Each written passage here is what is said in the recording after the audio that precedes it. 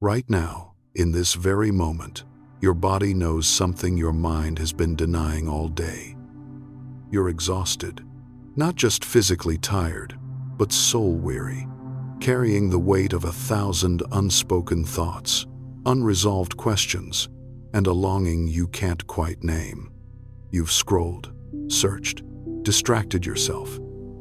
Yet here you are, in the quiet darkness, finally willing to surrender. But what if I told you this isn't just fatigue? What if this pull towards sleep, this irresistible descent into unconsciousness, is actually the most sacred invitation you'll receive today? Carl Jung discovered something extraordinary about the moment between waking and sleeping. He called it the threshold, that liminal space where the ego's defenses crumble and the deeper self, the part of you connected to something infinite, finally gets to speak. Every night, whether you realize it or not, you die a small death. Your conscious mind releases its grip, your identity dissolves, and you sink into the same mysterious darkness that held you before you were born. And there, in that vast unconscious ocean where all human souls swim together, God has been waiting. Not to judge you, not to demand anything, but simply to whisper truths your waking mind is too afraid to hear. Tonight, let this be more than just another video to fall asleep to. Let my voice become a thread guiding you gently down, down, down into that sacred darkness where sleep isn't escape but homecoming. As your eyelids grow heavy and your breathing slows to the rhythm of ancient tides, know that you're not falling away from meaning. You're falling into it, so release your grip on the day. Let your thoughts become clouds drifting across a twilight sky. Feel the weight of your body melting into wherever you rest. And as we journey together through Jung's wisdom about how God speaks through your mind, let each word be a lullaby, each insight a stepping stone deeper into the peace you've been searching for. This isn't just about understanding, it's about surrendering. And in that surrender, you might finally hear what's been trying to reach you all along. Have you ever wondered how God would reach you if He wanted to make contact? Not through thunder tearing open the heavens, not through angelic visitations or miraculous signs. He chooses the closest, simplest path available. Your own mind, where the softest thoughts become the vocabulary of the divine. Carl Jung once observed that among the endless chatter filling our heads, there exists one voice that doesn't spring from fear or ego, but emerges from the soul's deepest chamber, that sacred place where we directly connect to God. Yet in our contemporary world, we've lost the ability to listen. We hunt for Him in religious buildings, in rituals, in extended prayers, forgetting He's already speaking through every passing thought, every momentary intuition, every silence we unconsciously dismiss. In this journey, we'll explore territory both spiritual and psychological. Did you know God can communicate through your mind? Stop overlooking Him. When you genuinely learn to listen, everything transforms. Coincidences reveal their hidden patterns. Pain discovers its purpose. Silence becomes His native tongue. Stay until the conclusion, and don't merely hear with your ears, hear with your soul. This might be when you finally recognize His voice. Have you ever sat quietly on an unremarkable day when suddenly a gentle thought surfaces in your mind, almost like it doesn't belong to you, yet it makes you stop, perhaps even brings tears? A reminder, an insight, or just a subtle impulse. Call that person. Stop. Forgive. It's not forceful or commanding. It drifts through your awareness like a soft breeze, yet leaves behind an inexplicable peace, as though someone is reaching you without words. Carl Jung named this the voice of the soul, where our deepest self attempts to communicate with consciousness. When we think we're thinking, in truth, the unconscious is speaking. He believed that within every human being there exists a divine part connected to the whole. What religion calls God, and what he called the self, the center of the soul. It is there that the first whispers are born, not through sound but through feeling. We often assume we control our thoughts, but Jung once warned, until you make the unconscious conscious, it will direct your life and you will call it fate. Some thoughts do not come from logic, but from the deep unconscious, where the collective memory of humanity resides, where all souls intersect, and where God is still speaking. Think back. How many times have you had a feeling that something isn't right and it turned out to be true? How many times were you about to do something and a quiet voice said, "Don't," and you avoided trouble because of it? There are moments we can't explain, we can only feel. And in that feeling, the divine is present. A friend of mine once told me that she was on her way to work when suddenly a very soft voice in her mind said, "Turn back." She didn't know why, but the urge was so strong that she stopped the car and returned home. As soon as she opened the door, she saw the gas cylinder leaking. Just a few more minutes, and the entire apartment could have caught fire. She said, "I knew someone was speaking to me." Sometimes God doesn't speak through miracles, doesn't send angels, doesn't appear in flames. He simply sends a tiny thought into your mind. And if you are still enough, you will hear it. Jung believed that human beings are not separate individuals, but part of a vast spiritual current where thoughts, emotions, and symbols are interconnected. When you are quiet enough, you begin to touch that current.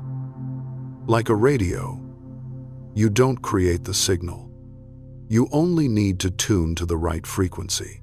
And the frequency of God is not found in noise or fear. It lies in the silence between two breaths. In the moment you release all attempts to control and simply sit still and feel, you will realize he was never silent. You just never truly listened. Someone once asked Jung, "Do you believe in God?" He smiled and replied, "I don't need to believe. I know." That answer did not come from blind faith, but from direct experience of the soul. Because he had heard that voice, not with his ears, but with his mind, not with reason, but with presence. And you can too. God does not choose perfect people to speak to. He speaks to those who dare to be still. You don't need to become a monk or a hermit. He can speak to you right in the middle of ordinary life. While you're working, washing dishes, or simply breathing, a thought softly comes. Don't say that. It will hurt someone. A small voice says, "Forgive, not for them, but for yourself." A faint intuition, "Don't take this path today." Each time you follow, you are conversing with him. That is not superstition. It is communication between consciousness and the unconscious, between humanity and the divine within. Imagine your mind as the surface of the sea. On the surface, waves crash, winds blow, foam scatters. That is thought, worry, the noise of the world. But if you dive deep enough, beneath it lies absolute stillness. There all voices dissolve, leaving only the breath of the soul. And it is in that depth that God speaks, not through words, but through presence. He doesn't need to shout for you to hear him. He only needs you to be silent enough to realize that the voice you're seeking out there is actually whispering within you. So the next time a thought makes you pause, fills you with peace or tears, don't dismiss it. Stay, listen, and know that perhaps it is the voice of God.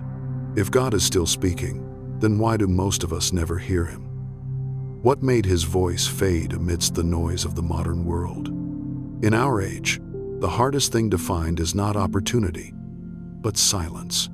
Every day, we wake up surrounded by hundreds of notifications, messages, deadlines, praise, and criticism.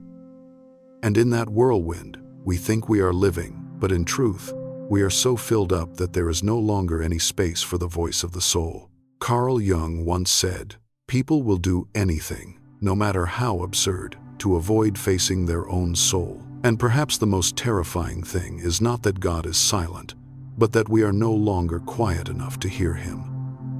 God never stops speaking. But today's human mind is like a room blasting dozens of speakers at once.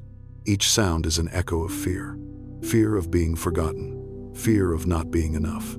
Fear of being replaced. Each noise is a persona, the mask we wear to be loved and accepted. When we are too busy becoming the image others want to see, we lose the ability to hear ourselves. Think back to the last time you sat still without your phone, without music, doing nothing at all. You may have felt uncomfortable, even anxious, because in the silence, the inner voices start to rise. What am I doing with my life? Am I truly happy? That is not random. That is the call of the soul. But most of us quickly cover our ears, open social media, and keep running. A viewer once shared that after losing her father, she buried herself in work. She worked 14 hours a day, attended conferences and parties, and on the surface, she had everything: money, fame, beauty. But at night, she felt an emptiness that nothing could fill. One day, on the subway, she saw a homeless man reading an old Bible. He looked up, smiled, and asked, "When was the last time you listened?" That question haunted her for days. She began turning off her phone in the morning and sitting silently for 10 minutes. At first, her mind was chaotic, but gradually she noticed a faint stream of thought, not from reason, but carrying peace. One morning during meditation, she heard, "Call your mother." She did, and a few hours later, her mother got into a minor accident. She arrived in time and saved her. Later she said, "I used to think God only spoke to special people, but he was always speaking. I was just too noisy to hear." That is what Jung meant by the persona, the social mask we wear to survive. It isn't evil. But if we forget who we are beneath it, we lose the ability to hear the truth from within. We confuse the applause of the world with the whisper of the soul. And paradoxically, the more successful we become in others' eyes, the further we drift from God's voice. I once heard a story about a woman who went to a priest and complained, "I pray all the time, but God never speaks to me." The priest smiled and said, "Have you ever been silent enough to let him speak?" That answer, simple but piercing. God still speaks, but we are always thinking too much, doing too much. Jung believed that the connection with God does not lie in rituals, but in the moment a person pauses to converse with their soul. Sometimes silence is the language God loves most. He doesn't need explanation or logic. He only needs you to be present. As in Psalm 46:10, "Be still and know that I am God." In stillness, you stop seeking God outside and begin recognizing Him inside your own mind. Start small. 5 minutes every morning. No music, no phone, no plans. Just sit quietly and ask, "God, what do you want me to know today?" You might not hear anything right away, but if you are patient, one day in an ordinary moment, a thought will come and you'll know it wasn't from you. And before we move to the next part, ask yourself, how many times a day do I truly listen? Not to the world, but to my soul. If you've ever experienced that moment when silence suddenly became sacred, comment, "I heard God in the silence." Because maybe He's waiting for you to hear Him one more time. And when you begin to hear that voice, soft, gentle, yet clear, another question arises. How do I know if it's God's voice and not my own? Because sometimes both come from within. Both sound familiar, but one brings peace, the other anxiety. One opens the heart, the other locks it in fear. That is why Jung emphasized, not every thought in your mind is truth. He distinguished between the ego, the self-image, and the self, the divine center of the soul. Both coexist, but only one speaks through light. The voice of the ego usually comes first, loudest and most logical. It says, "Be careful, don't trust anyone, you must prove yourself. If you fail, everyone will laugh at you." But the voice of the soul comes later, light as breath, Do the right thing even when no one is watching. Forgive. Love without needing to win. Jung called this the eternal dialogue between the self and the whole. One side tries to control, the other only wants you to return. You can feel the difference not through logic but through energy in your body. When the ego speaks, you shrink. Your chest tightens. Your breath shortens. When the soul speaks, you expand. Your heart opens as if a small beam of light passes through your chest. I once heard a story of a woman named Daniela, a neurosurgeon. She said that during a surgery lasting over 10 hours, everything started to spiral out of control. Under pressure, her hands began to tremble. A harsh voice in her head shouted, "You're going to ruin everything. You're not good enough." She tried to ignore it, but the more anxious she became, the louder it grew. Then, in the middle of the chaos, another voice appeared, very soft. "Breathe. Trust your hands." Daniela paused, closed her eyes for a second, took a deep breath, and in that moment, all tension vanished. Everything became clear. The surgery succeeded. When she told the story, she said, "I don't know who spoke to me, but I knew it wasn't me." That's the boundary Jung called the voice of the self. The voice from the center of the soul where God dwells in man. Jung didn't see God as a separate being, but as the supreme symbol of psychic order, the place where all fragments of the psyche unite. When you hear that voice, it's not that he's outside, it's that he's speaking through you. But the subtlety of this path lies here. The ego can imitate God's voice too. It knows how to make you believe you are being guided while it's only rationalizing your desires and fears. You can hear it in phrases like, "I must show them that God is with me," or, "I'm sure this is my divine mission because I want it." But God's real voice never forces. It never rushes or demands. It only invites. In Greek mythology, there's the story of Odysseus and the sirens. Their song enchanted every sailor, the song of ego, of desire and illusion. Only Odysseus, tied firmly to the mast, could hear it without being destroyed. That is the symbol of the spiritual journey. You can't kill the ego, but you must recognize its voice and not let it steer the ship. Carl Jung once wrote, "Who looks outside dreams, who looks inside awakes." When you begin to look within, you'll find two voices speaking at once, one fearful and calculating, the other gentle and wise. Spiritual maturity is learning to know who is speaking. Perhaps this is the most subtle challenge of human life. To discern between God's voice and the ego's. Because the ego is clever, it disguises itself with faith, morality, even spiritual ideals. It makes us believe we are enlightened when in truth we are led by the need to prove ourselves. But God's voice never makes you proud. It makes you peaceful. If you want to know who is speaking in your mind, don't ask what is it saying. Ask, how does it make me feel? The ego speaks to control. The soul speaks to free. And maybe that's why God chose to speak through your mind. Because it's the meeting point between soul and world. But only in stillness can you know who's speaking within you.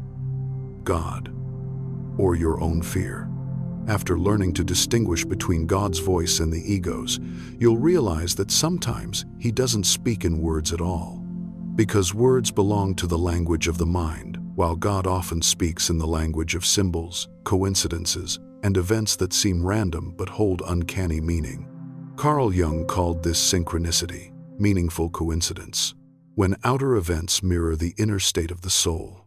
Jung believed that the unconscious doesn't exist only within the individual but also within the collective unconscious, where all souls are connected through archetypal symbols, and it is at this intersection that God speaks, not through sound, but through meaning. A recurring dream, a number appearing again and again, a song playing at the exact moment of confusion.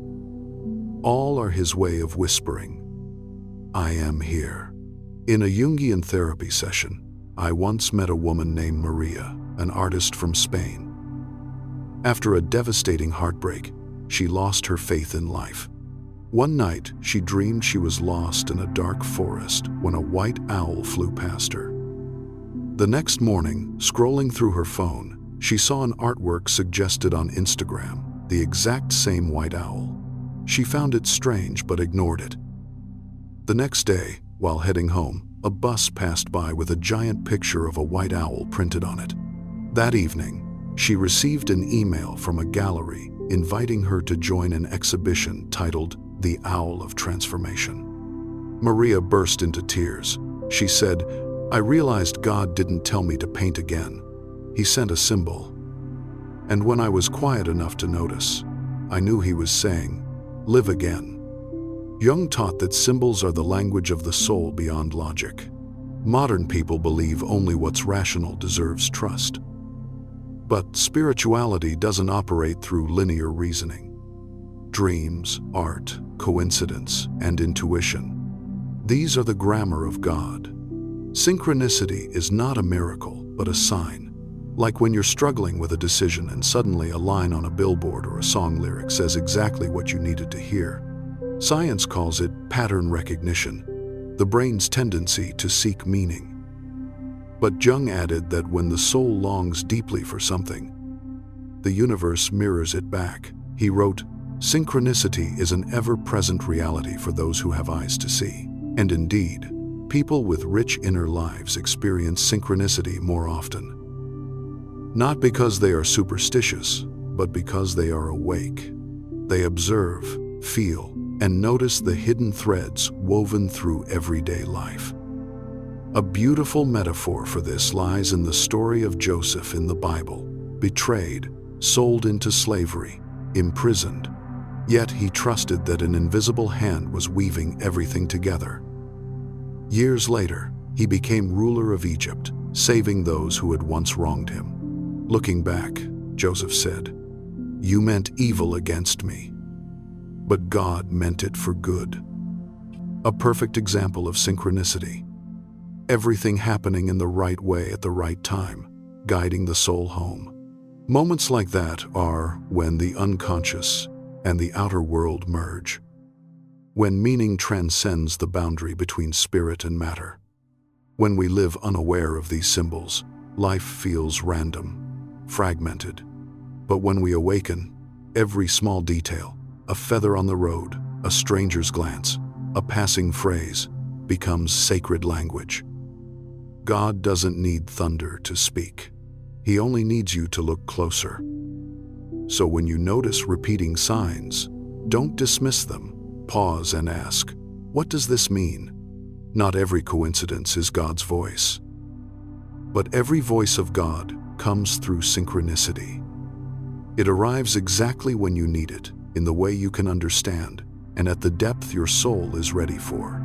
So next time a symbol repeats itself, when you see the same message from different sources, or when your heart quietly trembles at a small sign, don't ignore it.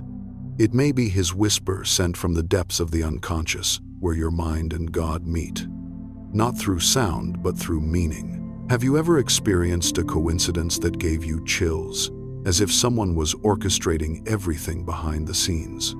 A recurring dream, a number, a phrase, a stranger's words, and your heart knows. This isn't random, this is a message.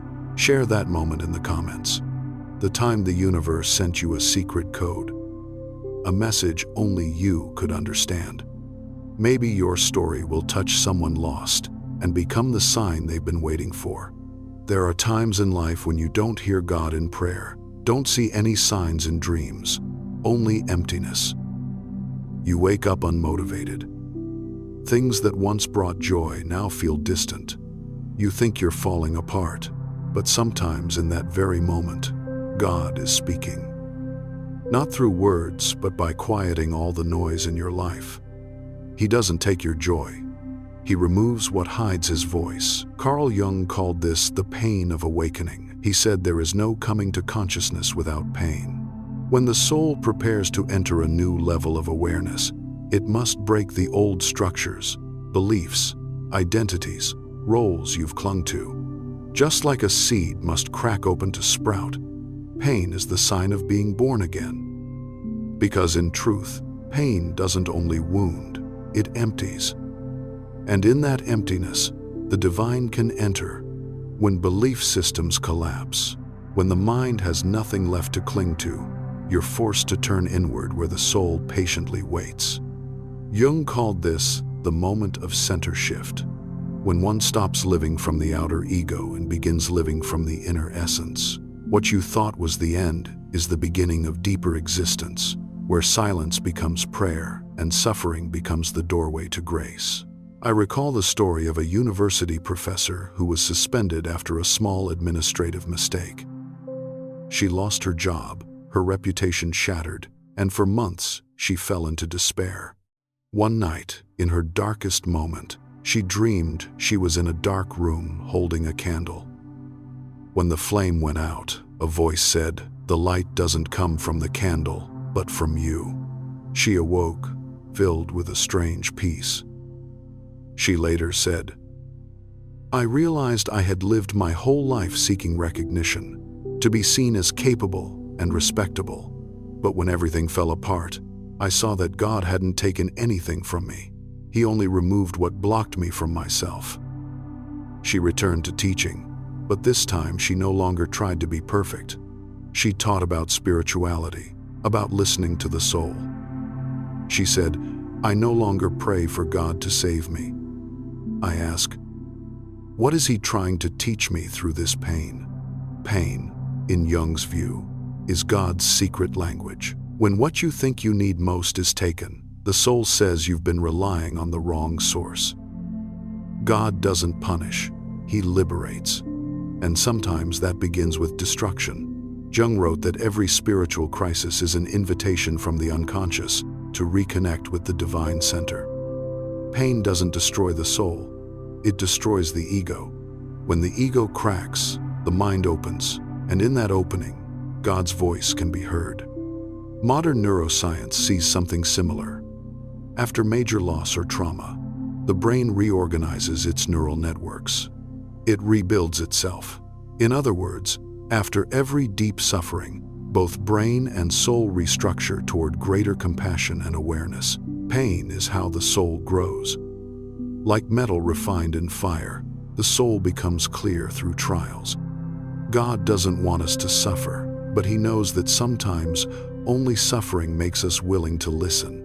If the previous section was about recognizing His signs through symbols and coincidences, this one reminds you that when everything seems to collapse, listen harder, because maybe it's not an ending but a call.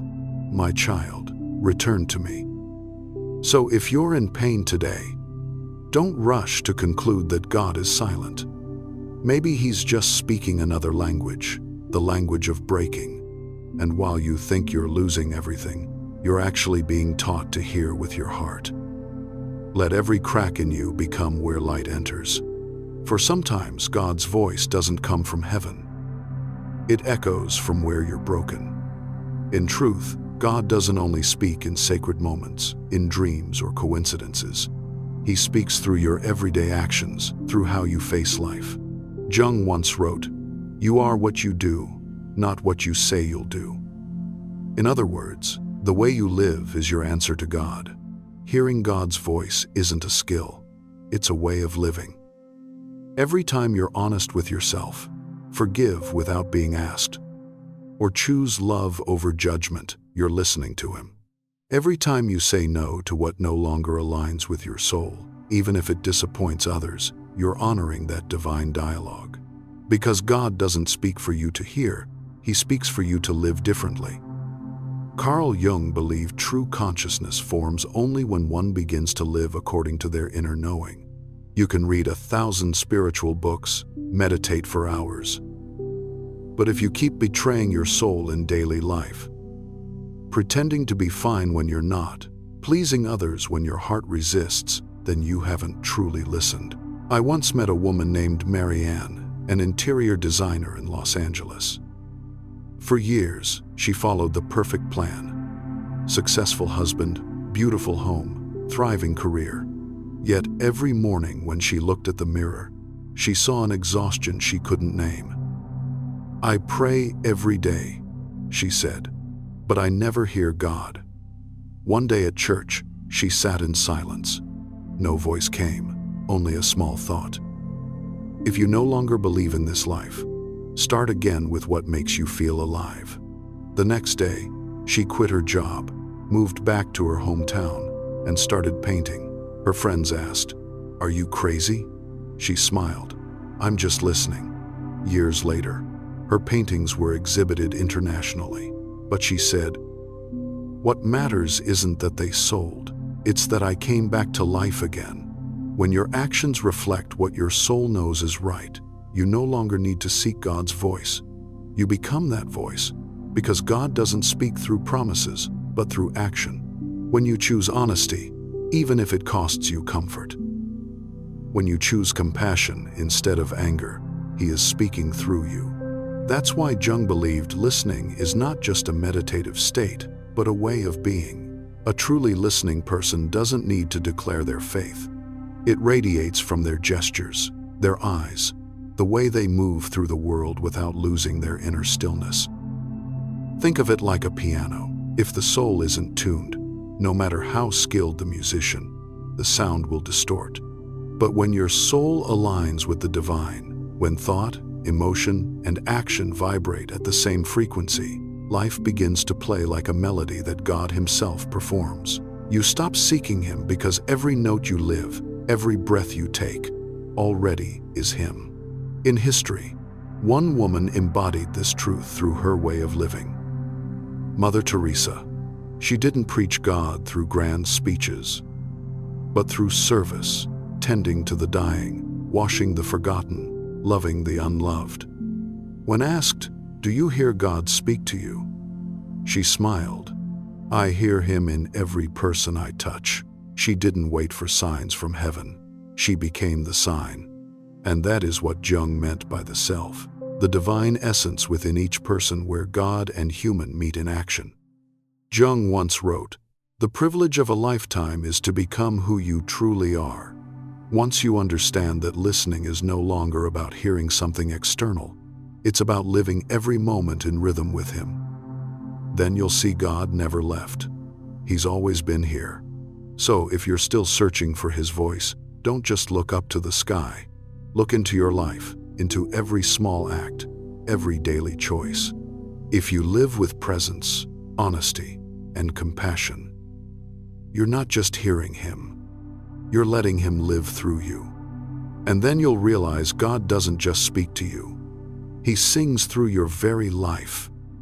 If this video made you slow down, listen deeper, and let your every act become a gentle response to the divine, click like as a sign that you've heard the call. Because perhaps even this small click today is your way of saying to God, "I am ready to listen." When a person truly listens, they no longer need to prove their faith. They simply are. And in that presence, those around them feel peace without a single sermon. Remember, God doesn't need perfect people. He needs willing souls. What makes you His channel isn't holiness, but openness. He speaks through the humble, through those who no longer hide behind the ego, but dare to live in love. And you'll notice when your soul opens, everything begins to align. You meet the right people at the right time for the right purpose. You no longer force things to happen because they start flowing through you, like a river that doesn't strive to move yet nourishes the forest. You become that river where God's will moves through human form. This is the moment Jung called union with the self. It's not that you disappear, but that you expand beyond the borders of the ego. You no longer serve God as something separate. You become the service itself. I once heard of a nurse who worked in a hospital. She said that at first the job drained her. "Every day, I watched someone die. I prayed for strength, but I never heard anything. One day, as she sat beside a dying old man, he held her hand and said, 'You don't need to say a word. When you're here, I feel peace.' She said, 'I didn't hear God, but I realized maybe He was speaking through me.' From that day, she stopped praying to hear him. She just lived with love, patience, and presence. Strangely, each day she began to feel guided, not by logic, but by a quiet strength in her heart. Jung once said, "The most terrifying thing is to accept oneself completely. Perhaps it is also the most sacred, because when you accept yourself fully, no longer dividing me from him, you become the instrument God can play." Neuroscience confirms this resonance. When people live in love, empathy, and presence, their brains synchronize with others. Meaning, when one's soul touches its own depth, it can literally tune the energy of those around it. Love and awareness become contagious, a divine resonance, just as Jung described. This is mirrored in the figure of the Virgin Mary, who didn't preach, didn't seek power, but simply said, "Let thy will be done through me." That surrender wasn't weakness. It was the deepest strength of the soul. When you stop resisting, stop controlling, and let his current move through you, you become the vessel through which love takes human form. Jung believed wholeness isn't about banishing darkness, but integrating it, letting both light and shadow serve one truth. When you stop rejecting your imperfect parts, God can use those very cracks to shine his light, because light only enters where the heart has broken. A beautiful image of this state is the candle. When lit, it doesn't try to shine, it simply is. And in being itself, it dispels darkness. Likewise, you don't need to convince anyone to believe in God. Just be the candle in the night, and whoever stands near you will see the light. At that stage, you no longer pray, "Lord, speak to me," but whisper, "Please speak through me," because you understand his voice was never far. It's just been waiting for a place to echo, and that place is the human heart. So if you've made it this far on the journey, remember, God isn't only speaking to you through your mind. He's trying to speak to the world through you. Let him. Let your life become a living prayer so that when others look at you, they don't just see a person, they see a glimpse of the divine. And then you'll understand Jung's words. The self is not only the center but also the whole circumference which embraces both conscious and unconscious. It is the center of this totality, just as the ego is the center of consciousness. At that moment, you no longer just hear his voice. You are his voice in human form.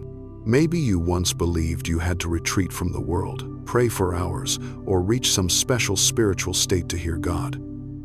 But Jung would smile and say, "You don't need to go anywhere. He's been with you long before you began to search. God doesn't speak through thunder, but through subtle intuition, not through miracles, but through the small thoughts you often dismiss. When you are silent, when you live truthfully, when you choose love over fear, he is speaking through you. Every intuition, every coincidence, every pain is part of that ongoing conversation.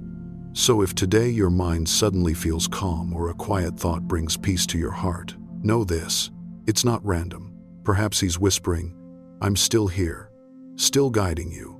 And as you drift deeper into this sacred space between waking and sleeping, as your conscious mind finally releases its grip on the day, there's something else Jung discovered about this threshold moment.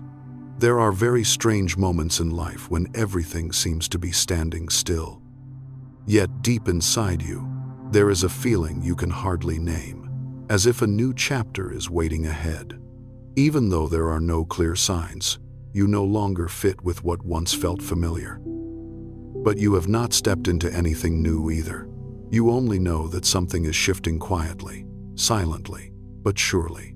In Jungian psychology, before every leap of consciousness, the unconscious will send signals first. Not loud, not dazzling, just small changes in the way you feel, choose, and respond to life. And if you are hearing these words right now, it may not be a coincidence. You may be standing exactly at the boundary where your old version has completed its role, and the victorious version of you is preparing to be born. As you let sleep embrace you, we will walk through the 7 clearest signs that you are stepping into the winning phase of your life, not winning over anyone else, but winning over the version of yourself that once held you back. Let each sign wash over you like a gentle wave, and you may realize that the shift you've been waiting for began long before you knew it. Are you ready to step into your own winning chapter? There are moments in life that look small, quiet, almost ordinary, yet they carry a very large message. Like when you're doing something familiar and your heart suddenly skips a beat. Like when you look at someone you used to exhaust yourself trying to hold on to, but today you no longer feel the desire to. Or when you sit at your desk reading familiar lines and your body sighs in a way even you cannot explain. These moments seem normal, but they are actually signals, signs of a silent ending, a new door opening. And in the spirit of Carl Jung, they are reminders that you are beginning to step away from what no longer belongs to you. The very first sign of an inner victory approaching. Victory in Jungian psychology is not about rising above others, nor about life becoming perfect, nor about everything suddenly falling into place. True victory is when the unconscious begins to reject what no longer aligns with your true nature. Carl Jung once said, "Your vision will become clear only when you can look into your own heart." The soul always seeks its return to wholeness. When something no longer aligns with the true self, the unconscious will send signals for you to stop. Sometimes through restlessness, sometimes through exhaustion, sometimes through an inexplicable heaviness. I once heard the story of a woman named Laura who worked in customer service. She was someone everyone trusted. Patient, gentle, dedicated. Every day she smiled, answered every call, and handled every problem with a calmness everyone admired. But for many months, she carried home an emptiness she couldn't name. No conflict, no crisis, just a subtle heaviness in her chest whenever she thought about the next day. One morning on her way to work, Laura stopped at a familiar intersection. The hurried crowd, the sunlight falling across the road she had driven hundreds of times. And at that moment, she realized her body no longer wanted to turn down that road. Not because she hated her job, but because a small whisper said, "You no longer belong here." She sat there for a long time, her hand still on the steering wheel. But her heart seemed to be leaving her old life. The next day, Laura requested time off. She tried an interior design class simply out of curiosity, and for the first time in months, she felt she could breathe. A year later, she changed careers entirely and said, "I thought I was burned out, but it turns out my soul was simply rejecting what was no longer right for me." When you no longer fit with something, you don't need to force yourself to leave. Your energy will leave first. That is when energetic rejection appears. The rejection not through words, but through feeling. Imagine wearing a pair of shoes you've had for a very long time. At first, they fit perfectly, comfortably, making you feel confident. But over time, your feet grow, your gait changes, you change. The shoes begin to hurt, to feel tight. Yet, you keep wearing them out of familiarity, until one day the pain makes you stop. You take the shoes off and realize that what hurt you was never the shoes. It was the version of you that no longer exists.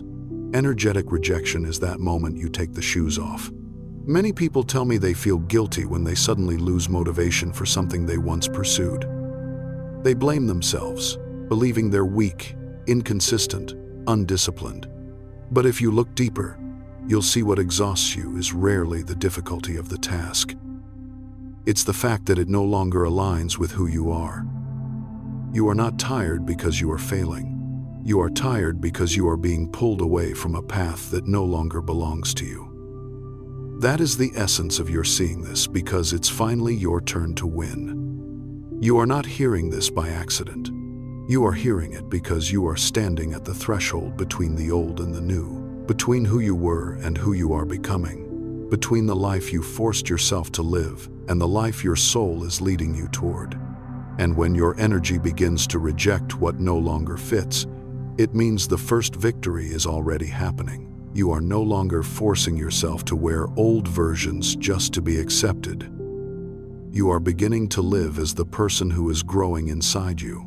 So if you feel tired, heavy, restless, or unable to continue something the way you once did, don't blame yourself. Don't see it as failure. It is your unconscious freeing you from what no longer belongs to you, because your life is preparing to move you into a new winning chapter.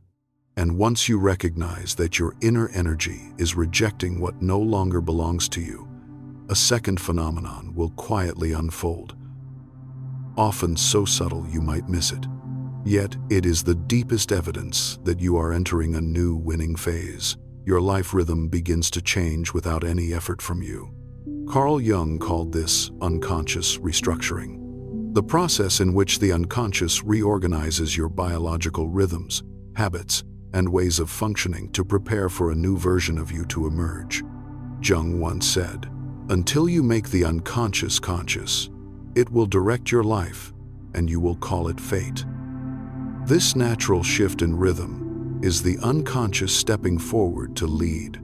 What's interesting is that this change doesn't come from setting goals, making plans, being disciplined, or self-improvement. It doesn't show up as you forcing yourself to wake earlier, eat healthier, or think more positively. Instead, it happens very naturally, almost unconsciously.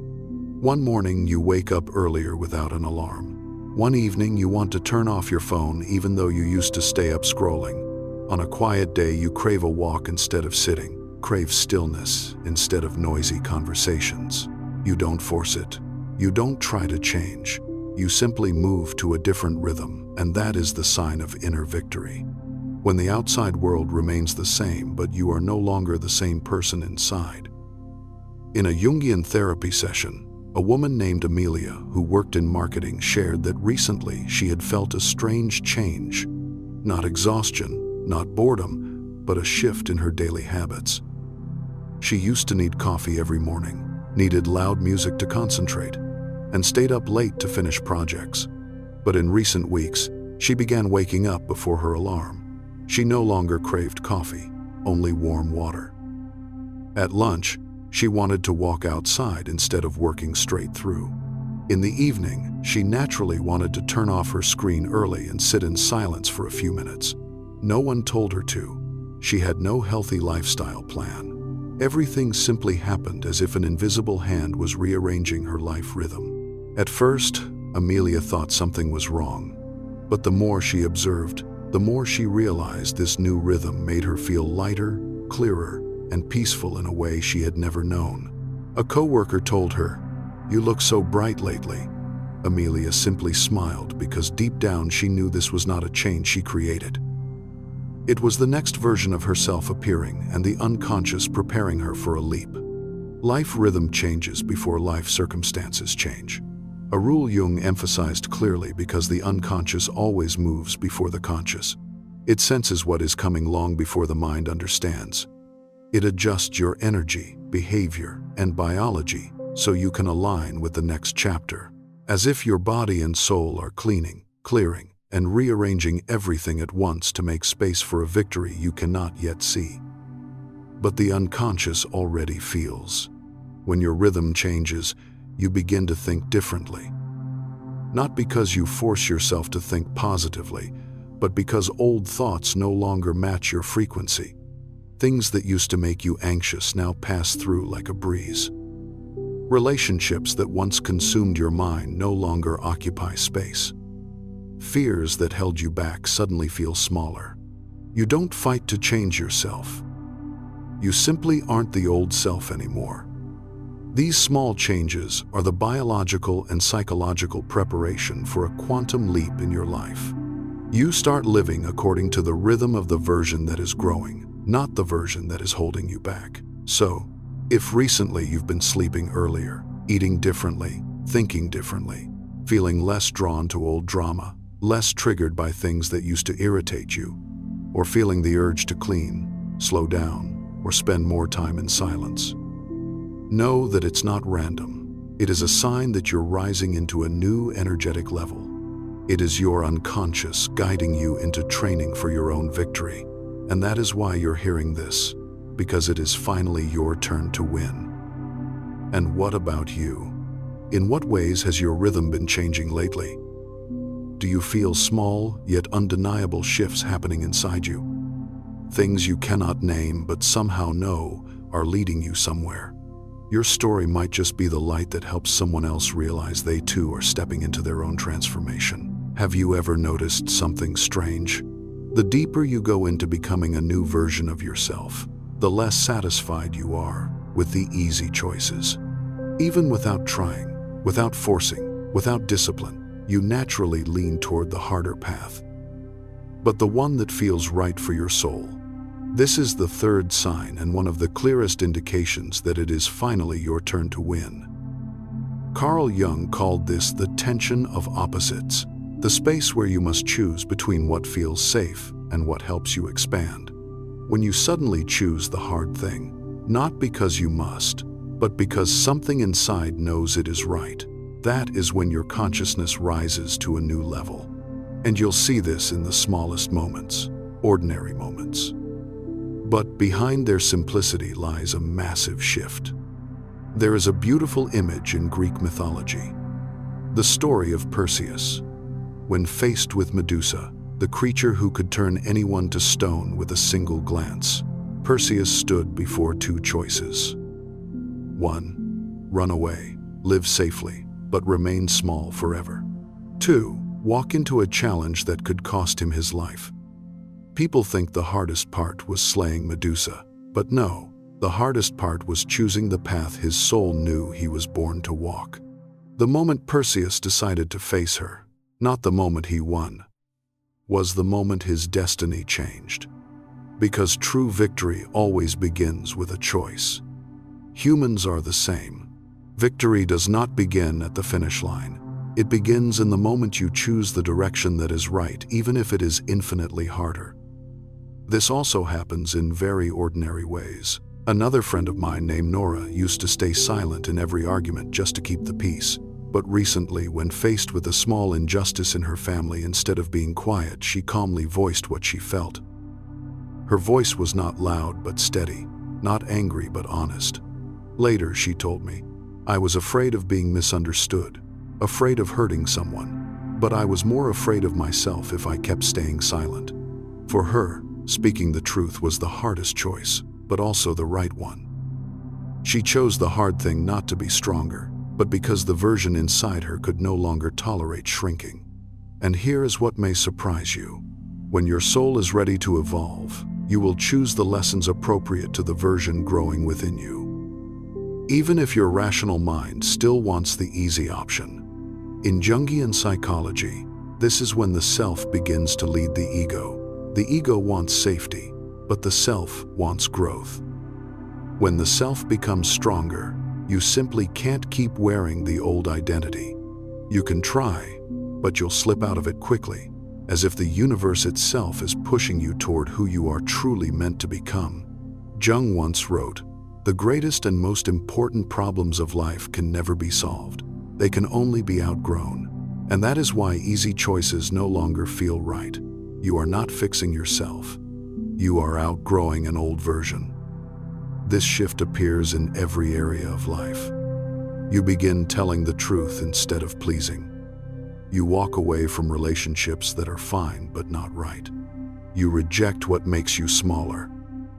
You start the things you once feared, avoided, or felt unworthy of. This all happens not because you've become more disciplined, but because you are no longer the person who needs to cling to safety.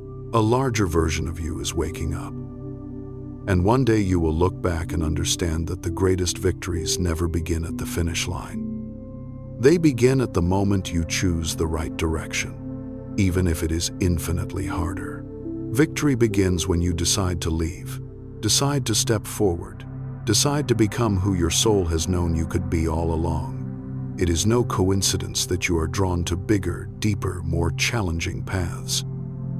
It is no coincidence that your heart pushes you toward the hard but true thing. That is not recklessness. That is the sign you are entering the chapter life has always reserved for you. And from that moment on, Every hard choice you dare to make is proof that your winning journey has truly begun.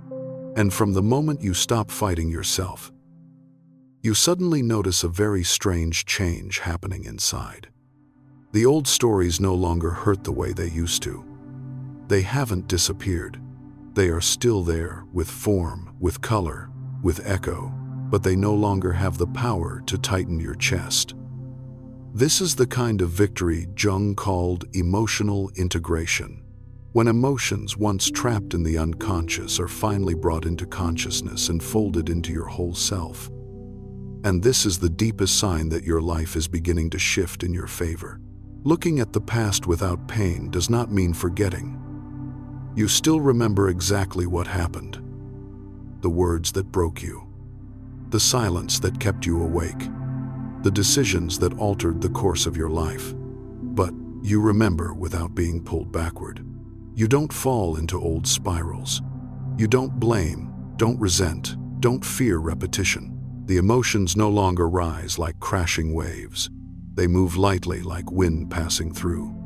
Jung once said, "I am not what happened to me. I am what I choose to become." When you can look at the past and your heart stays soft, that is the moment you realize you are no longer defined by what once hurt you. This ability to remember with calm proves that you have risen above yourself, that you are no longer controlled by the past, a form of inner victory far greater than any external success. A very small example is when you accidentally hear a song associated with someone who once caused you unbearable pain. In the past, just a few notes could make you choke up. But today, when the song plays, you simply smile. Not because you're trying to be strong, but because your heart no longer responds the old way. It doesn't tighten, doesn't sting, doesn't bring guilt or emptiness. The song is still the song, but the story attached to it no longer collapses you. That alone is a silent victory that changes the direction of your inner life. Emotional science calls this memory reconsolidation, the process by which the brain rewrites a memory in a way that reduces its emotional charge. When pain happens, the nervous system pairs it with a survival response. But when you revisit the memory from a state of peace, the brain overwrites the old reaction, turning the memory into neutral data. Thus, something that once broke you now becomes just a small dot in the long story of your life. A woman once shared with the channel that it took her 3 years to move past a relationship that deeply wounded her. She avoided all related memories, even stayed away from places they had been together. But one afternoon, while cleaning her bookshelf, she accidentally found an old photo.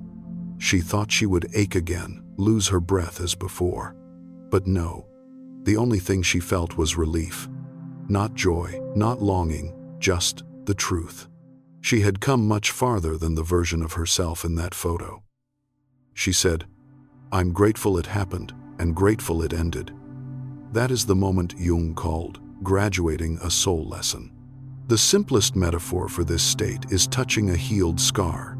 You still remember the accident, still know how much it hurt, but when you touch it, it no longer hurts. The mark remains, but it doesn't make you flinch or pull away. The body healed, and the soul has the same ability. So when you begin finding that you can look back without pain, it is not numbness, not coldness, not pretending to be okay. It is a sign that you have entered a new level of consciousness, one where you are no longer operating from wounds but from growth. The past is no longer a prison. It becomes a resource. It no longer drags you down, it lifts you. And if you are in this moment, if you realize you can think about the past while your heart stays calm, understand this. It is not random. It is the clearest sign that your life is preparing to open a new chapter. A chapter where pain is no longer the primary fuel moving you forward. A chapter where you move from wholeness instead of fragmentation. This is how the universe tells you it is finally your turn to win. We have now traveled through more than half of this journey, and I want to thank you for being here with a heart brave enough to look back at itself. Before we continue, pause for a moment. Take a slow breath, and feel the softness spreading inside as you realize you are no longer controlled by the past the way you once were. If these words touch the deepest parts of you, if you see yourself in the moments of remembering without breaking, know that you have already moved farther than the version of you from yesterday. There is something few people recognize. Life rarely gives rewards wrapped in roses or shining signals. It gives them in the form of challenges, but not challenges meant to frighten you, rather challenges meant to show you that you have entered a stage where you can now carry things that once crushed you. Jung once wrote that when consciousness expands, a person will meet themselves in 1,000 disguises, and those disguises often show up as problems, responsibilities, difficult situations, not to break you, but to reflect the version of you that has become so much bigger within.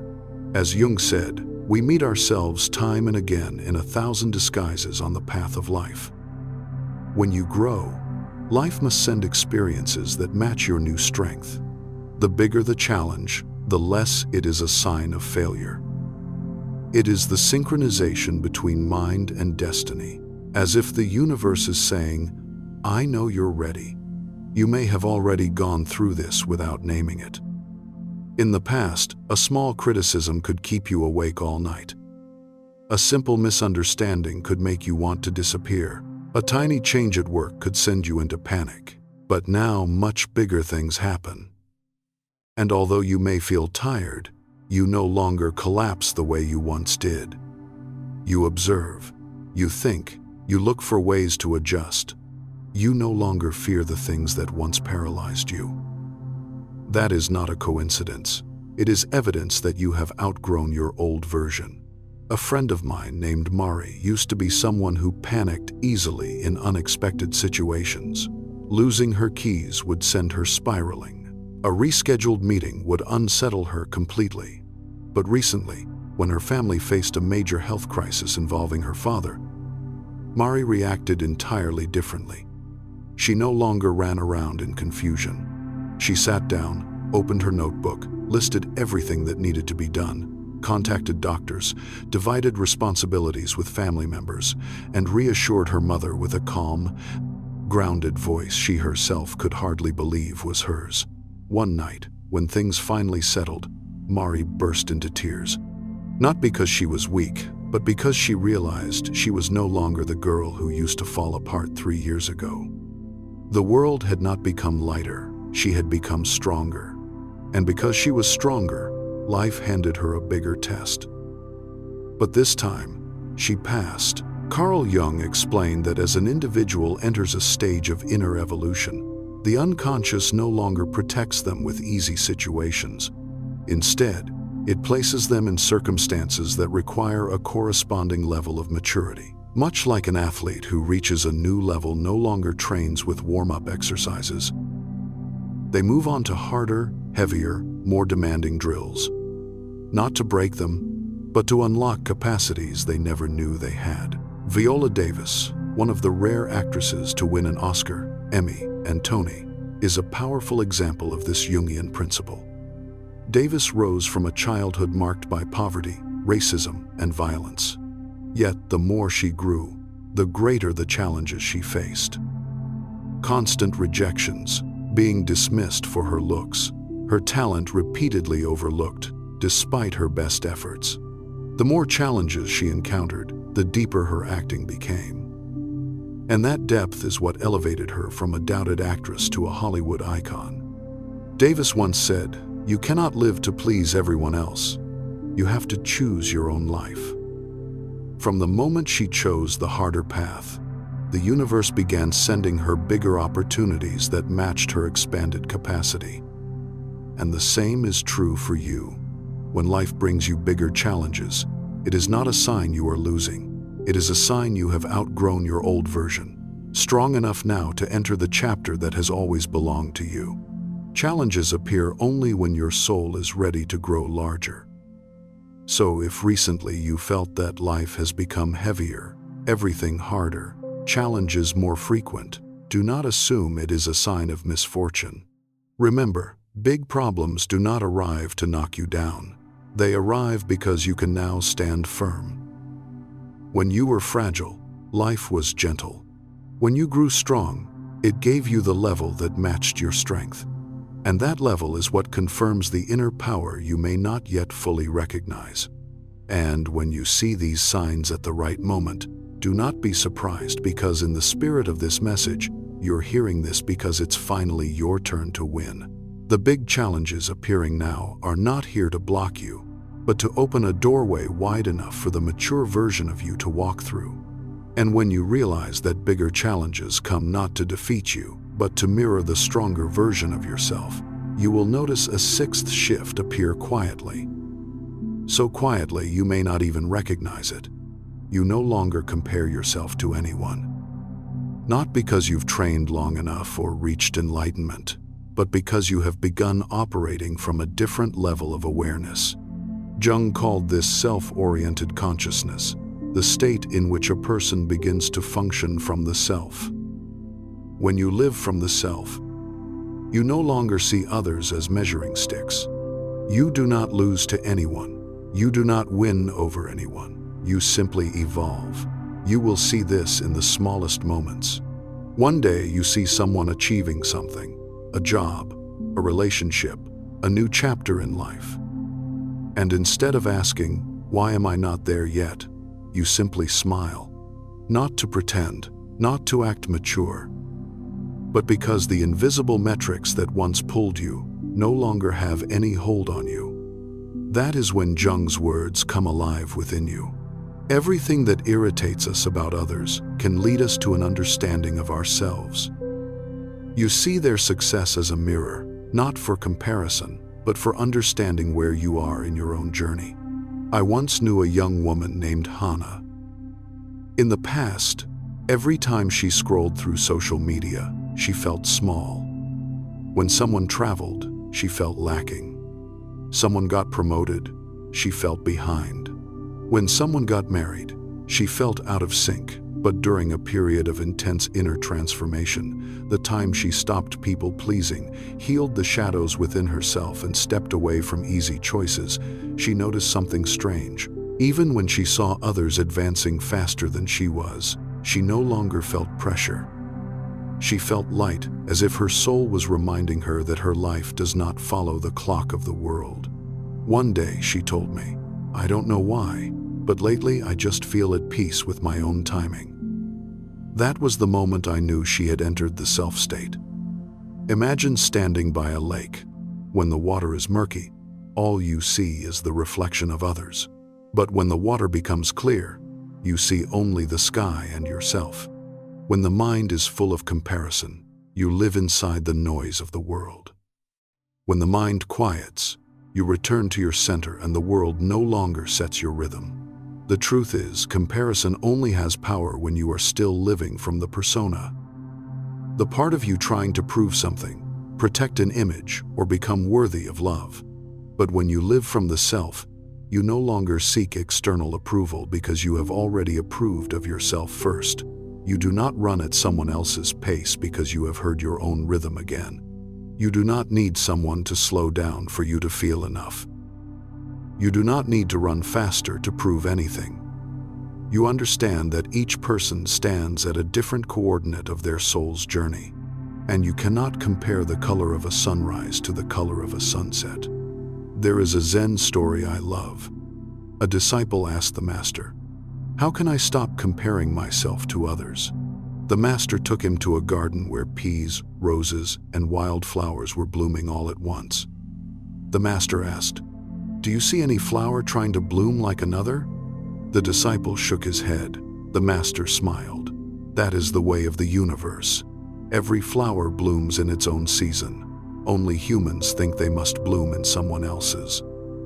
The disciple was silent for a long time, and from that day on, he stopped trying to catch up with anyone. So will you. One day you will realize something incredibly important. When comparison loses its power, you enter the phase where life begins opening in the way most beneficial for you. Because your energy is no longer leaking towards someone else's story. It returns to nourish your own path. When you stop comparing, you no longer move sideways, you move forward into your own life. If you feel yourself becoming more at peace with your journey, less focused on others, less pressured by their success, understand that this is not indifference. It is a sign you have returned to your true center. And from that center, your victory begins right now. If these words resonate with you, if you feel yourself stepping out of the invisible measurements of the world and returning to your own rhythm, know that you are entering a life measured only by your own soul. There is something that sounds paradoxical, yet is more accurate than anything. You know you have changed, not when you feel better, but when you begin doing what must be done, even on days when you feel nothing at all. Jung called this state inner alignment. When consciousness and the unconscious move in the same direction, you do not need to get in the mood. You do not wait for inspiration. You do not seek motivation. You simply act, naturally as breathing, gently as an invisible movement along your spine.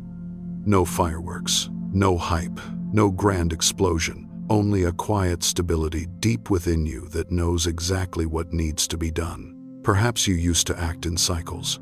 On motivated days, you worked intensely, and on tired days, you did nothing. But at a very strange point, you notice yourself waking up early without an alarm. You tidy your room not because you must, but because you want a clear space for a clear mind. You exercise not to be disciplined, but because your body begins returning to its natural rhythm. This is not motivation. This is maturity. A viewer once shared that for years, she could not maintain any habit for more than 3 days. But in the phase when she entered deep inner transformation, she suddenly began journaling every night. Not because of a 30-day challenge. Not because she wanted to improve herself. Simply because each night her hand would open the journal, write, release her thoughts as effortlessly as if her body knew it needed this. When I asked why, she said, "It's not that I wanted to. It's that I was the one who writes." The answer was simple, but it revealed the essence of this stage. Action no longer depends on emotion, but on the new identity forming within. Imagine pushing a boat on land. At first, you must use all your strength just to make it move slightly. But once the boat touches water, a gentle push is enough, and it moves on its own. Your quiet consistency is the moment your lifeboat touches the water. You no longer need brute force. You only need rhythm, and the water will do the rest. Neuroscience calls this neuroplastic integration. When a habit is repeated long enough, from a calm state, not stress, not pressure, the brain forms new pathways. Actions no longer drain your willpower, they become natural responses. In other words, you do not need motivation because your nervous system has learned this is who you are. What is interesting is this. You will notice that this change does not show up on days you feel powerful, but on days you feel normal. No climax, no excitement, no breakthrough moment. And yet you still do the work. You still care for your body. You still complete what must be done. You still take each step, even if no one sees you or applauds you. These seemingly empty days become the foundation for every victory that follows. Jung once said, "You are what you do, not what you say you'll do." And that quote becomes fully alive in this phase. No more promises, no more grand plans, no more explosive days followed by collapse. Only one thing remains. You act because this is the person you are becoming. Small actions repeated quietly and consistently. That is the clearest sign of true inner strength. If your life used to run on inspiration, it now runs on understanding. The understanding that you do not need to win today. You only need to continue, one step, then another. And little by little, you slip away from your old self without even noticing. And one very gentle day, you will realize you have done things you once believed you could never maintain. Not because you became more disciplined, but because you are no longer the person who lived only on temporary motivation. You have become someone who acts from identity, from the deeper self emerging within you. So, if recently you found yourself acting more steadily, doing the right things without emotional pushes, moving gently but consistently, no, this is not random. It is a clear sign you have entered the chapter where victory no longer comes from intensity but from maturity. As you journey through these 7 signs, you will notice a very soft truth. The victory Jung spoke of was never about shining moments for others to applaud. It is a silent growth where you begin to live from your center instead of reacting to life. No longer holding on to what has expired. No longer following rhythms that do not belong to you. No longer fearing the hard path, nor being held hostage by the past. You move as yourself, not more, not less. And then you understand that true victory is not your turn to win something from the world, but your turn to become the person your soul has been waiting for all along. And if you are hearing this at the exact moment your life is shifting, perhaps this is the reminder that the old chapter has ended more gently than you realized. Because in the end, victory is not a mountain peak. It is the moment you stand upright in your truth and keep walking even when the road ahead is not fully clear. If this message touches you, share it so others standing at their new beginning may find their own reflection. And as you drift now into the deepest sleep, know that you are journeying together toward the strongest version of who you were born to become. And as you continue to drift, as sleep wraps around you like a gentle blanket, there's something else Jung understood about the moments before transformation. Have you ever noticed that the biggest things in life rarely appear quietly? They do not arrive like a surprise gift falling from the sky.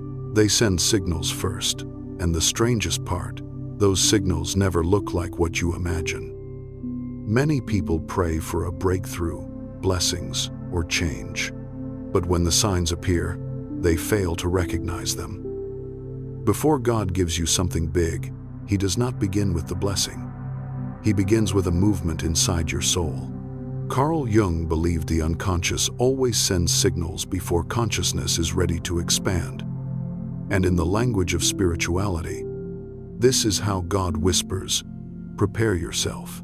Great things never arrive without winds of indication.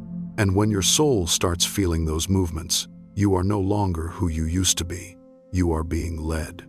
As you let sleep take you deeper, we will explore the clear, powerful, unmistakable signs that almost every soul experiences when God is about to give you something big.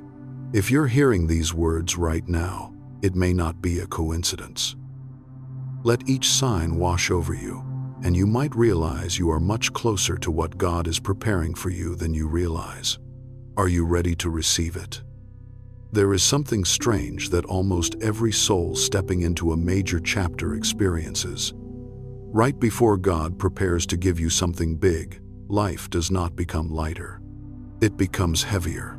In those days, you don't know why you feel more tired than usual, more emotional, and even small things feel overwhelming. You look around and see your relationships becoming more strained instead of warmer. Your work suddenly becomes intense, as if every challenge arrives at once and the opportunities you thought were secured vanish at the last minute. Sometimes you think, "Am I going in the wrong direction?" But in truth, this is often the very first sign that a major blessing is approaching. In Jungian psychology, any expansion of consciousness must pass through a zone of pressure. Jung once said, "There is no coming to consciousness without pain." Pressure does not destroy you. It merely expands the capacity of your soul so you can hold something bigger that God is preparing. If you pay attention, everyone God lifts up walks through such a phase. Remember Joseph in the Bible? Before he became the second in command of Egypt, he didn't receive blessings immediately. On the contrary, everything in his life seemed to collapse. Sold by his brothers, falsely accused, thrown into prison, forgotten by the very person he helped. If you look only at that phase, you would think his life was being abandoned by God. But in reality, each event was preparation. Joseph didn't know it, but every layer of pressure was a layer of elevation. Every time he was pushed down in what looked like failure, he was actually being moved into the exact position God intended. And the same thing is happening to you. What makes this phase confusing is the feeling of paradox. You are doing everything right, living with integrity, praying, trying, but the results do not get better. You are stronger yet feel more exhausted. You are more mature yet feel lonelier. You pray for guidance but receive challenges instead. But through Jung's lens, this is not punishment. This is inner restructuring, when a new level of consciousness wants to be born. The old one must break. Your familiar mind is no longer wide enough to hold what God is preparing. So he stretches you, tests you, lets certain things fall away, to prepare you for something greater. Imagine the soul as a vessel. You ask God to fill it with blessings, but your vessel is too small. And the only thing he can do is expand that vessel. Expansion must create pressure. Pressure causes pain, but it is the only way you can contain what he has already destined for you. In a Jungian therapy session, I once heard a woman say, "Why is it that the closer I get to my goal, the more everything becomes chaotic? Why doesn't God make things easier for me?" The therapist simply smiled and said, "Because he is rebuilding your foundation. When the foundation is deeper, the building can rise higher. What you call chaos is sometimes simply the divine construction site at work." Jung believed that when the soul is preparing to expand, the unconscious will push all unhealed fragments to the surface. Fear of abandonment, insecurity, feelings of inadequacy, and wounded memories. You are not becoming worse. You are being purified. You are not becoming weaker. You are being reforged. Relationships become tense not to destroy you, but to peel away connections that no longer belong in your future. Opportunities disappear not to break your hope, but to prevent you from walking through doors that are not yours. When Joseph was thrown into prison, he did not know the prison was the secret hallway to the throne. When you fall under pressure, you also do not know that the very place where you feel you are collapsing is the staircase leading you to promotion. And that is why in the days when life becomes heavy, you must not trust your temporary feelings. Feelings tell you that you are tired, but faith tells you that you are being prepared. The more cornered you feel, the more likely you are being positioned exactly where God wants you to be. Sometimes he must close the doors you cling to so that you can walk toward the door he has already chosen. So if today you feel the pressure increasing, don't assume you are moving backward. Pressure is the sign of elevation. You are not being buried by God. You are being lifted. You are not collapsing. You are being stretched exactly the way your soul needs to step into a greater blessing. You are not in the wrong place. You are in ways you do not yet see being placed exactly where he prepared long ago. If pressure is how God expands the capacity of the soul, then the next phase feels like a quiet shift you cannot name. It is no longer heaviness, but a sense that you no longer belong to the old place. You don't understand why, but everything familiar starts feeling loose. Conversations that once excited you now feel shallow. Places that once made you feel at home now feel tight. Habits that once gave you comfort now feel heavy, like worn-out shoes you no longer want to wear. You feel restless but don't know what you're waiting for. You feel urged but don't know where you're going. And the strangest part, even though nothing outside has changed, inside you know for certain that something bigger is calling you. This is not boredom, not lack of motivation, not depression. This is the sacred inner shift, the stirring you can't shake. Carl Jung called this moment the inner calling, the knock of the soul, urging you to rise from your old shell and move closer to the self, the divine center within you. When the self wants to grow, it creates inner tightness to signal that you have outgrown your old life. Imagine living in a small room you have known for years. You don't hate the room, but one morning the walls feel closer. No one forces you to leave. No event pushes you out. but you feel you no longer belong there. The room hasn't changed. You have. This is the clearest metaphor for this phase. Your soul is quietly expanding, making old structures too small to contain you. I once spoke with a woman named Elena, a literature teacher who had been in the profession for over 15 years. She loved her students, loved her work, and never considered leaving. But for the past 6 months, she had felt something strange inside. Lessons that once excited her now felt empty. Conversations in the teacher's lounge, once comforting like a daily rhythm, suddenly felt shallow and repetitive. She still did everything well, still smiled. But deep inside, there was a quiet movement she could not name. Elena shared that every time she walked into her classroom, she felt suffocated. There was no conflict, no wounds, no event pushing her away, only a soft, persistent feeling that her life was opening in another direction. One afternoon, while grading papers by the window, she suddenly felt a gentle intuition. It's time to step out. Strangely, she felt no fear and no sadness, only peace, as if a new chapter was calling her from afar. In religion, this is called awakening. In Jungian depth psychology, it is the awakening of the self. In spirituality, it is said, God awakens the soul before he changes the circumstances. Circumstances do not shift first. The soul shifts first. The restlessness is not to worry you, but to help you recognize you no longer belong to the old season. Jung has a quote that perfectly fits this phase. In each of us, there is another whom we do not know.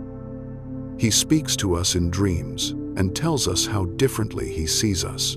That is why you feel the urge, because the one inside you has seen what you have not and is pulling you out of your old mold. The sacred inner shift always comes before all external transformation. When God is about to move you into a new chapter, he does not begin with an open door. He begins with inner discomfort. So you can no longer remain in a place you have already outgrown. The interesting thing is, this phase usually has no evidence, no physical signs, no one tells you, no announcement from heaven, only a strange, quiet, undeniable feeling. I don't belong here anymore. That is the voice of God. And you will notice this. When the soul begins to shift, the old things will fall away naturally.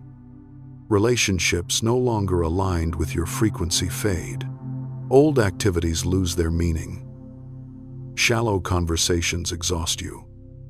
You don't have to force yourself to leave. You simply recognize you are being led away. Just like when spring arrives, the tree does not struggle to bloom. It simply responds to the movement within, and the flowers bloom on their own. You are in that exact phase. God is not rushing. He is not forcing. This time, he uses gentle stirring to remind you that what is coming is bigger than anything you've ever known. Your soul is waking up, and awakening always happens inside before it appears outside. So, if these days you feel restless without knowing why, feel misaligned with what once felt familiar, or sense a vague calling from a place you've never been, don't panic. This is not confusion. This is direction. You are being pulled out of the old to enter the place God has long prepared for you. Your soul always wakes up before the world outside changes, and that sacred inner shift never goes to the wrong address. If these days you also feel that quiet movement, the sense that you no longer belong where you were, the sense that something bigger is softly calling your name, know that you are not walking this season alone. The movement inside the soul is always the first signal of a chapter approaching closer than you think. Just as your soul has passed through heavy days, when pressure seemed ready to break you but mysteriously expanded your inner capacity, you enter another phase, gentler yet deeper. The place where grace starts operating and good things begin finding you before you even look for them. Some call it luck, but those who have experienced it know it feels nothing like luck. It has precision, subtlety, and orchestration so perfect that it makes you pause and ask, why is everything aligning so flawlessly? When God prepares to give you something big, grace usually comes first. Not loudly, not dramatically, but quietly opening the way.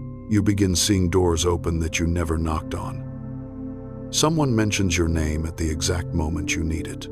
An invitation appears out of nowhere, precisely when you are praying about that very thing. Small moments, yet they create major turning points in a person's life. Jung said synchronicity is an ever-present reality for those who have eyes to see. Carl Jung believed synchronicity is not just a sign, but a bridge between the physical world and the deepest layers of the unconscious. He viewed meaningful coincidences as the response of the self, the sacred center of the soul, when you are moving in alignment with the path you are meant to follow. Therefore, each synchronicity is not merely a spiritual event, but also a psychological sign that you are in harmony with your true nature, moving in the direction your soul has long desired. And when the conscious mind, the unconscious, and the divine fall into the same straight line, life begins to operate with such precision that you cannot help but bow in awe.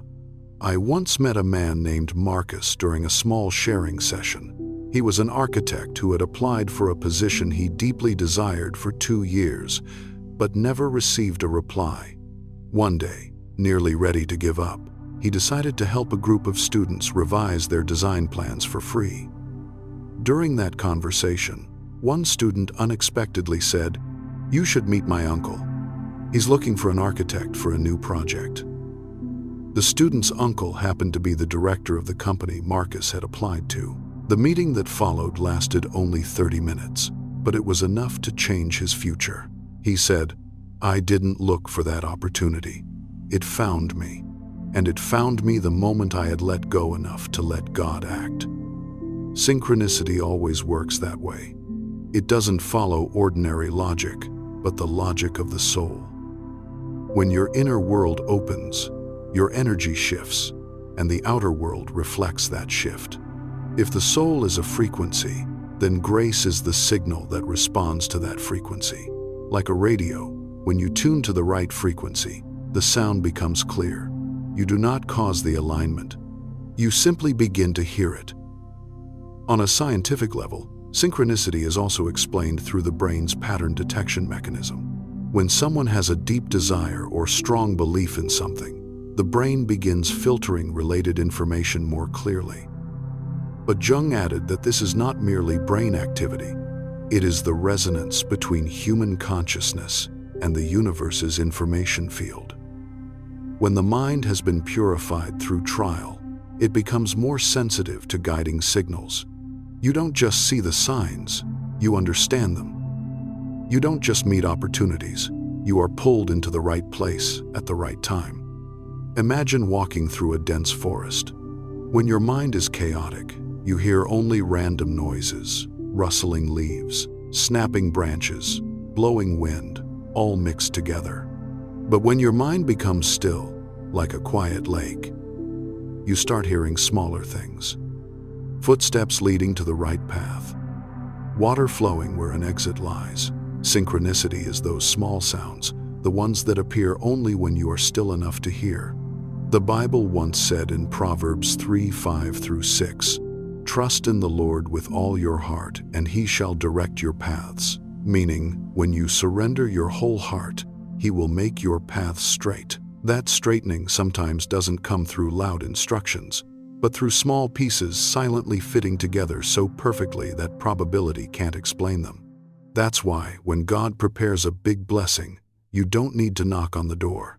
He will leave it open. When grace is operating, everything stops happening by your strength and starts happening by His. You no longer have to force things into place because they naturally move into their right position.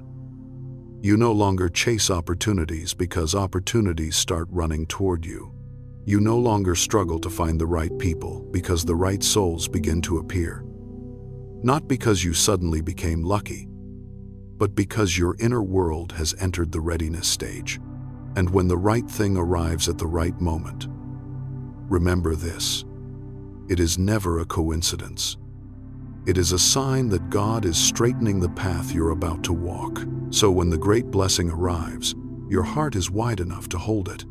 If you're seeing unexpected doors open, the right people appear, and opportunities align as if arranged by an unseen hand, know that grace is in motion, and that is the clearest sign that something big is approaching closer than you think. Have you ever wondered why the most beautiful moments in life often appear right after the darkest days? As if before God gives you something great, the darkness suddenly becomes more aggressive. The attacks become more relentless, and you are pushed to your very limit. This is not punishment. It is a form of filtering to see whether your soul is strong enough to carry the blessing He is about to place on you. Carl Jung called this the shadow confrontation. The stage in which the shadow within us rises not to destroy, but to be healed. It carries old fears, unresolved wounds, and memories that once made us retreat. When God wants to lift you to a higher level, He requires you to face the things you once ran from, because you cannot step into a new chapter while still carrying the heart of the old one. Remember, before an arrow can be shot farthest, it must first be pulled back the hardest. The greater the pullback, the greater the launch. The stronger the attack, the more clearly you know you are about to go far. Your soul is being stretched not to break you, but to propel you to where you belong. A viewer named Annabelle once shared her journey with the channel. She had just received a huge opportunity, a full scholarship for an arts program in Paris, something she had dreamed of for 10 years. But just when the joy had barely settled, everything began to collapse. Her mother fell ill. A close friend misunderstood her and turned away. Her boss exerted unprecedented pressure, making daily work suffocating, and she shared that in the moment when everything seemed to be turning against her, Annabelle realized a truth she had never seen clearly before. Nothing was ruining her opportunity. Everything was preparing her for it. The misunderstanding taught her to separate her self-worth from others' approval. The pressure from every direction forced her to build an inner strength she never knew she had. In the end, when everything had settled, she said something very soft but full of self-possession. I am ready to step into my new life. Not because the opportunity has arrived, but because I have become someone capable of carrying it. During this stage, you will feel attacks coming from every direction. Even things that used to feel normal now become burdens. People misunderstand you. Small criticisms drain you. Unexpected temptations appear. Laziness, doubt, or even old relationships returning at the exact moment you feel vulnerable. This is very similar to the journey of Lady Gaga, the globally famous singer, songwriter, and one of the most powerful cultural icons of the 21st century. Before stepping onto the stage with the album that would make her a legend, Gaga went through a series of attacks that seemed determined to break her. Rejected outright by multiple record labels, fired just months after signing a contract, mocked for her appearance and unconventional style, and simultaneously battling panic attacks and post-traumatic stress. Every time she stood up, another storm hit her as if the darkness was trying to pull her back just before the light reached her.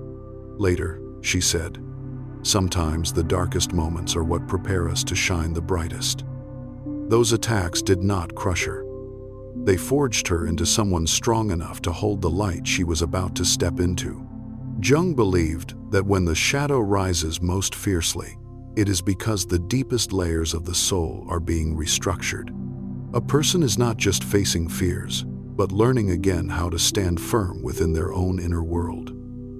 Strong attacks often activate the entire unconscious system, forcing you to see parts of yourself you once avoided. And it is precisely this act of seeing that makes the soul more mature, more resilient, and more capable of holding greater things. When darkness pushes you to your limits, it is unintentionally opening the door for a new level of consciousness to be born. Many people believe that when attacks intensify, it is a sign they are going in the wrong direction. But in truth, it is proof they are going the right way. The enemy only attacks what has value. Darkness only fights against what has the potential to create light. No soul ever enters powerful elevation without first going through a dark season. Jung had an important insight. No tree, it is said, can grow to heaven unless its roots reach down to hell. Meaning, in order to rise high, you must go deep. To receive something great, you must touch the darkness within yourself. There is no shortcut, there is no exception, and there is one thing you must understand.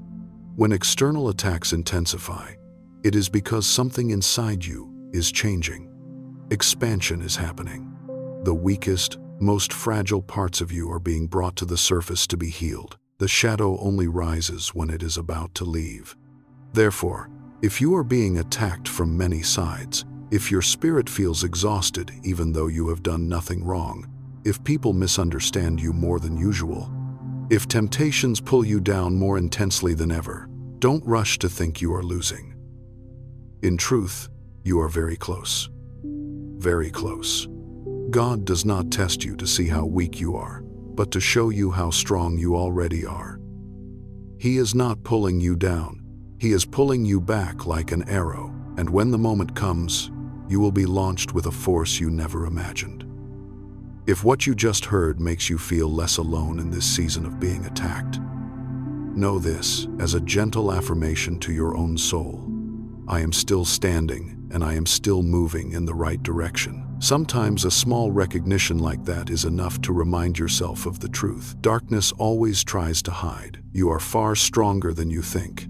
When the attacks of the shadow quiet down, when the soul has just passed through the phase of being torn between light and trial, there often appears a very strange silence. It is not intense, not chaotic, not painful like the phase before, but simply empty, flat, to the point of making you uneasy. And right here, you step into one of the most delicate signs before God gives you something great: sacred silence. This is the stage when heaven seems muted. All guidance seems to vanish, and your soul must learn to stand firm in complete stillness. This silence is not His absence. Even though at first it always feels that way, it is like the moment before sunrise when all of nature holds its breath. Like the moment a potter pauses while shaping a new vessel. The hand stops not to abandon but to let the clay settle in silence. Carl Jung called this the incubation stage.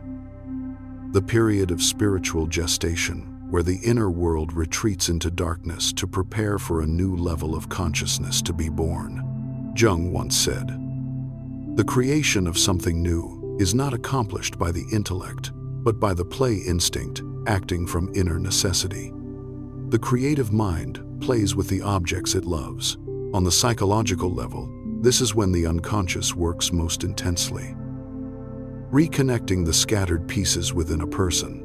But on the spiritual level, it is when God recalibrates the frequency of your soul to match what is coming. And according to Jung, such silences are necessary conditions for a new inner order to form. A mind that appears empty is actually reorganizing itself, just like a room must be cleared before a precious object is brought in. I once met a woman named Lena, strong, dynamic, full of faith. But after a series of upheavals, losing her job, her partner leaving, and the project she invested everything in collapsing, what scared her most was not the losses, but the silence. "I pray every night," she said, "but there is no answer. I used to always feel His guidance, but now it's just an empty space." I looked at Lena and told her that sometimes silence is the answer, because God only stays silent when He is doing something so deep, so vast that any words would be unnecessary. She said that during that phase, everything in her life seemed to slow down. Work no longer progressed, relationships paused, and emotions didn't surge, but instead settled like a winter lake. Yet, in that seemingly barren state, she began to see something she had never noticed before: the stillness of her own soul. One morning, sitting alone by the window, she said she suddenly felt something small but certain. "It's not that God is silent. He is teaching me to distinguish His voice from the voice of my fear." The most beautiful image for this stage is the seed. When a seed is placed into the soil, it lies in total darkness, No light, no sound, no visible sign that it is growing. But truly, it is only being incubated. So its roots may grow downward, and its sprout may rise upward. God's silence is like the darkness of the soil, not to bury you, but to prepare you to emerge stronger. In the Bible, there is a beautiful moment illustrating this. When the prophet Elijah fled to Mount Horeb, desperate and broken, he begged God to speak to him. Then a great wind tore the mountains apart, but God was not in the wind. An earthquake shook the ground, but God was not in the earthquake. Fire blazed, but still no voice. Finally, there was a gentle whisper, a very soft breeze like a breath. And Elijah recognized that as God. The divine does not speak in chaos. He speaks in stillness. And only souls quiet enough can hear him. Carl Jung once wrote that the human soul possesses a mechanism of self-reconstruction during its darkest seasons, like the soil asleep before spring, and sacred silence is the meeting point between psychological science and faith. On the conscious level, you hear nothing, but on the unconscious level, the soul is being rebuilt. On the spiritual level, God is clearing the path. Silence is not emptiness. It is the sacred space where He places something new into your hands. Therefore, if you are in a season where your prayers fall into silence, where heaven feels closed, where your spiritual inspiration seems to disappear, do not fear. This is not a sign of ending, but a sign of revelation approaching. God does not stay silent to make you doubt. He stays silent so that you can recognize His true voice among the hundreds of other echoes. And when He speaks again, you will know instantly because His voice never resembles anything else. It is a peace nothing in this world can create. Believe that silence is not abandonment. It is an invitation to step deeper into faith, into presence, into your own soul. And when He speaks again, what He brings will be so great that you will understand why you had to be silent first. If you are in this season of sacred silence, where every voice disappears and only the faint beating of your soul remains, know that you are still here. You are still believing. When the sacred silence has just closed its door, the stage where the soul learns to stand firm in emptiness, there often comes a very small but powerful movement, a mysterious inner pull. No more chaos, no more shadow attacks, no more terrifying divine silence. Instead, you begin to feel as if you are being guided by something greater than yourself. It is not the feeling of running from your past, but the feeling of being invited into your future. This is the next sign that those who are about to receive a great blessing often experience. The self. The divine center of the human being in Jungian psychology begins pulling you toward the strongest version of yourself. Carl Jung viewed the self as the center of the totality of the psyche, transcending the ego, which is always fearful, controlling, and doubtful. The self is like a deep inner light, the place where the conscious, the unconscious, and the divine will meet.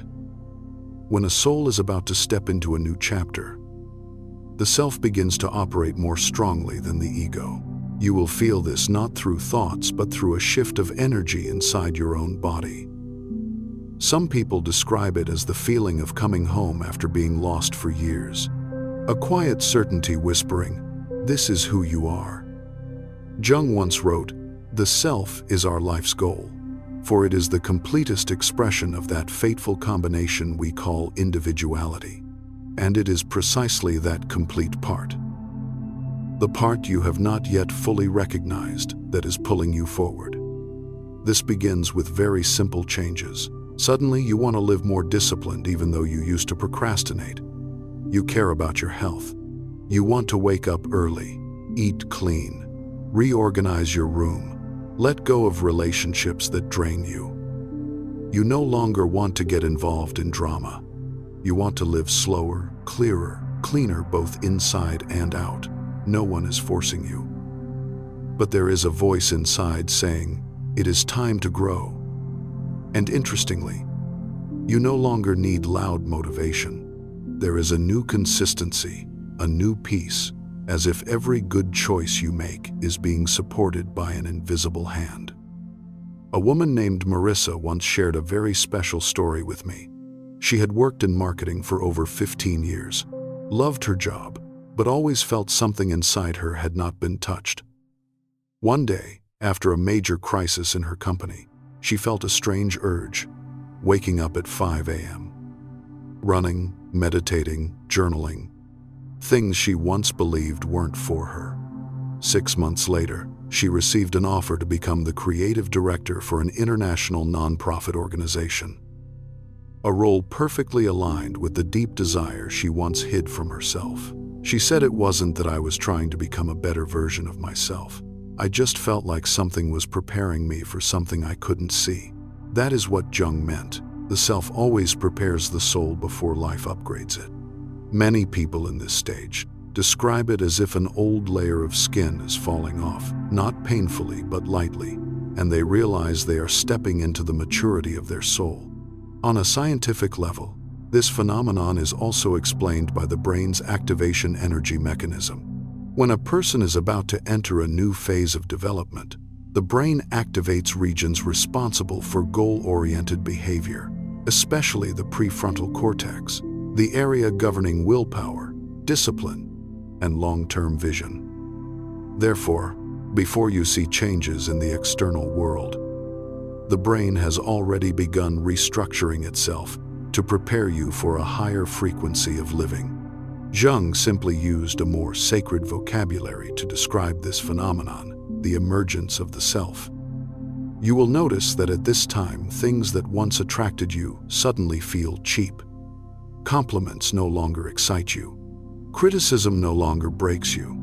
People carrying heavy energy drift away without effort. You no longer want to argue, to prove, to compete. You want simplicity, authenticity, truth, yourself.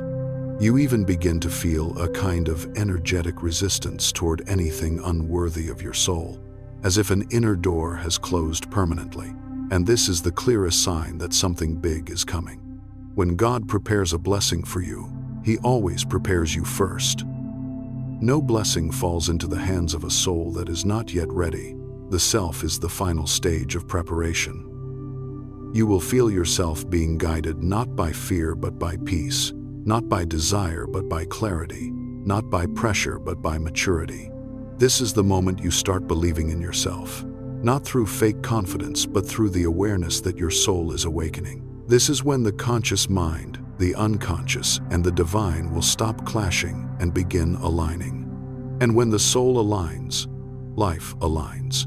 If you are experiencing this, wanting to live differently, wanting to live deeper, wanting to become more real, know that this is not a random change. This is a sign. It is the self pulling you toward where you belong. It is God sharpening your soul to receive what you have prayed for so long. When you look back at the entire journey you've just traveled, you will realize something profound. None of the signs appeared to test you. They appeared to prepare you. God never gives a great blessing to a soul that has not been made deep, made wide, and made new. He shapes you through layers of movement that sometimes only your heart can feel. And then one day you will understand why you had to go through such long nights, why He was silent, why old doors closed, why people who once mattered had to leave your life. It was not to make you lose, but to make room for what is right. What was written for you long ago? Carl Jung once said that the soul always knows where it must go, and only when you shed your old shell can you fully hear that guidance. If the things you've heard tonight make you feel somewhat illuminated, know that you are not alone on this journey. And if you want to continue recognizing the sacred movements within your soul, if you want to keep exploring the depth of Jungian wisdom as you drift into sleep each night, subscribe to Jung at Night. This journey is not for you to become someone else, but to step fully into the chapter God has prepared with strength, peace, and deep inner knowing. Let every night become a conversation with your soul. Let every sleep become a doorway to transformation. And as you drift now into the deepest rest, know that you are exactly where you need to be, held by something far greater than you can see, loved by a force that has been guiding you all along. Good night, beautiful soul. Sleep well. And when you wake, you will be one step closer to the person you were always meant to become.